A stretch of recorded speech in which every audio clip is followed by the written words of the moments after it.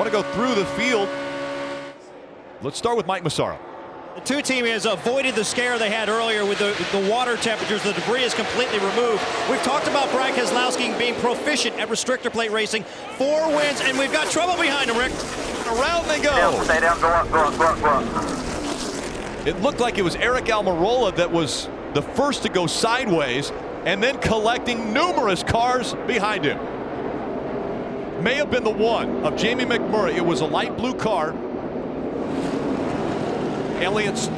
Chase Elliott. That Sun Energy 1 caught up the window net down for him.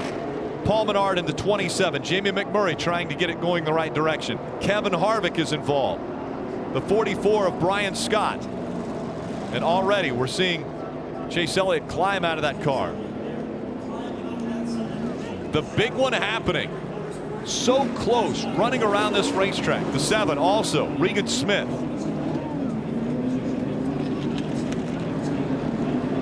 So much damage to the back end of the 7 of Smith. Brian Scott climbing out of the Shore Lodge 44.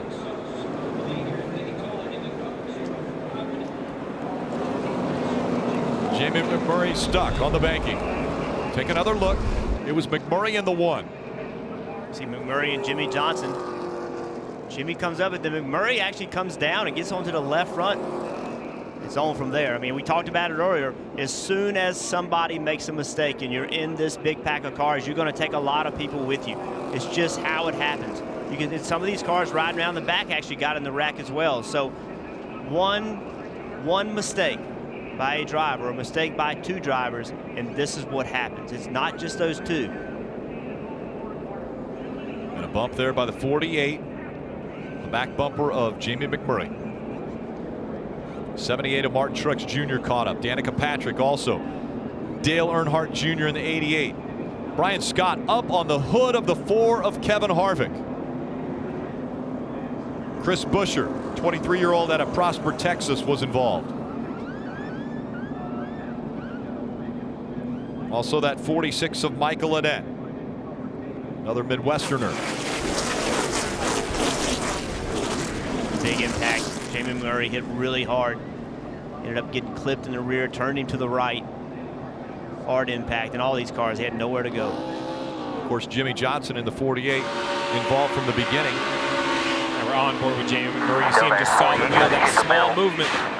He just couldn't save it. Hard impact, and look at the multiple impacts. Another shot. 3 big hits for Jamie McMurray. Gets his hands off the wheels, so as the wheel goes left and right, it doesn't catch his thumb or a finger. On board here with Dale Earnhardt Jr. You hear him out of the gas. Check it up. Just nowhere to go. He drives through the accident, but a lot of damage to the nose of the 88 car. All 4 Hendrick cars involved. Casey Kane as well. A lot of damage to the 48, the 78. And the frustration of speedway racing is this is it. 2 drivers, Jimmy Johnson and Jamie McMurray, get into one another. Just mistakes. And their mistakes are going to cause a poor night for 15, half the 16, field. 17 cars. Yeah.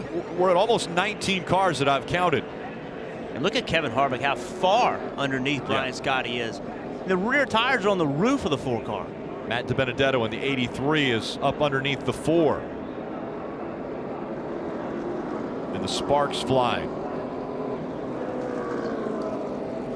So much sheet metal damage. And things happen so quickly.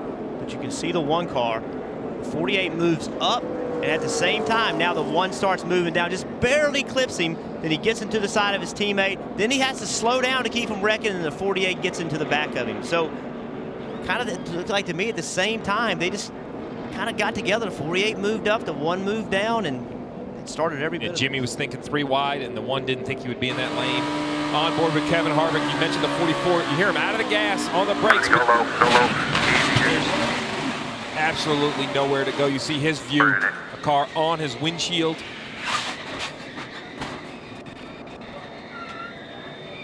All right. And that's how fast it happens. Look at the 34, how fast he's coming in there. 31. Yep, 31 also. Ryan Newman, he gets into the back of Greg Biffle. I mean, all these cars have significant damage. The 16 of Biffle, of all the cars that got hit, significantly, he probably has the least amount of damage if it didn't damage the fuel cell.